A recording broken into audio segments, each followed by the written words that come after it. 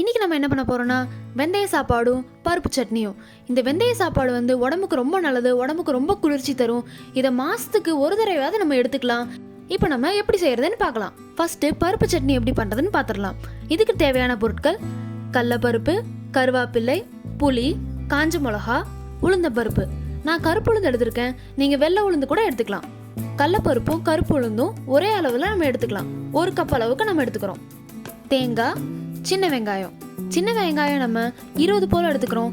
சின்ன வெங்காயம் பருப்பு சட்னிக்கு ஒரு நல்ல டேஸ்ட் கொடுக்கும். மீடியம் சைஸ் தக்காளி நம்ம பாதி கட் பண்ணி எடுத்துக்கிறோம். இப்போ அடுப்பு பற்ற வச்சுக்கலாம். இதெல்லாம் நம்ம வறுத்து எடுக்கிறதுக்கு ஒரு வாணலி எடுத்துக்கலாம். 2 ஸ்பூன் அளவுக்கு நல்லெண்ணெய் ஊற்றிக்கிறோம். இப்போ நம்ம எடுத்துருக்க இன்க்ரீடியன்ஸ் எல்லாத்தையும் சேர்த்துக்கலாம். நல்லா பொன்னிறம் ஆகிற வரைக்கும் நல்லா வறுத்து எடுத்துக்கலாம்.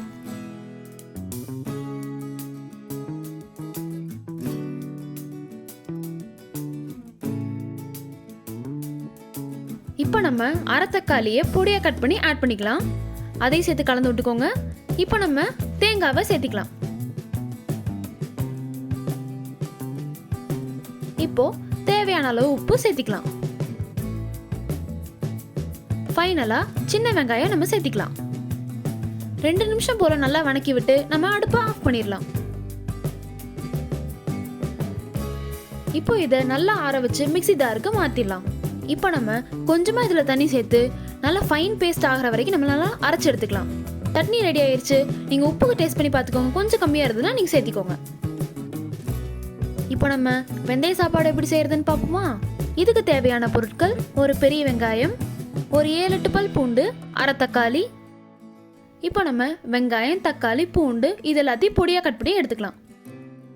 இதுக்கு நான் 1 ஸ்பூன் வெந்தயம் எடுத்திருக்கேன். கொஞ்சமாக நம்ம மல்லித்தூள் எடுத்துக்கிறோம். இப்போ நம்ம குக்கர் அடுப்பில் வச்சு 5 ஸ்பூன் அளவுக்கு எண்ணெய் ஊற்றிக்கிறோம். நான் 1/2 கிலோ அரிசி எடுத்திருக்கேன், அதனால தான் நம்ம 5 ஸ்பூன் அளவுக்கு எண்ணெய் ஊற்றிக்கிறோம். இது கூடவே கொஞ்சமாக விளக்கெண்ணையும் சேர்த்திக்கிறோம். இப்போ நம்ம நறுக்கி வச்சிருக்க வெங்காயம், தக்காளி, பூண்டு இது எல்லாத்தையும் நம்ம சேர்த்திக்கலாம். இப்போ நம்ம வெந்தயத்தையும் கொத்தமல்லியும் ஆட் பண்ணிக்கலாம். இப்போ நல்லா கலந்து விட்டுக்கோங்க. நல்லா கலந்து விட்டதுக்கப்புறம் தேவையான அளவுக்கு உப்பு ஆட் பண்ணிக்கிறோம்.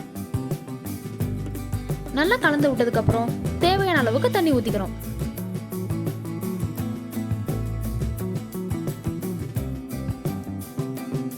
இப்போ நம்ம அரிசியை கழுவி சேர்த்திக்கிறோம். இப்போ நம்ம குக்கரை மூடி வச்சு 2 விசில் போல விட்டுறலாம்.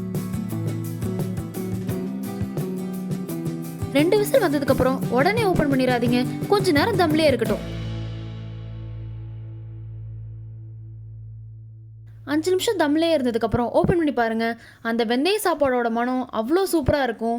தம்மில் நல்லா அரிசி நல்லா குக் ஆகிருக்கும். மல்லி வெந்தயத்தோட வாசனையும் அவ்வளோ சூப்பராக இருக்கும். இப்போ வந்து லைட்டாக கலந்து விட்டுக்கோங்க. எப்பயும் போல் நம்ம லிட்டில் சிங்கம் இதை டேஸ்ட் பார்க்க வந்துட்டாரு. நம்ம லிட்டில் சிங்கமே ஒரு நான்வெஜ் பிரியர். இன்னைக்கு நம்ம என்ன பண்ண போகிறோம்? அவருக்கு வெஜ் கொடுத்து ஃபீட்பேக் கேட்க போகிறோம்.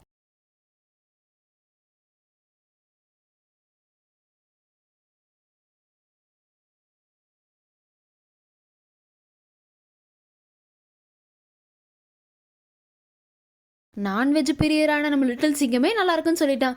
நீங்களும் உங்கள் வீட்டில் செஞ்சு பாருங்க. எப்படி இருக்குன்னு கமெண்ட்ல சொல்லுங்க.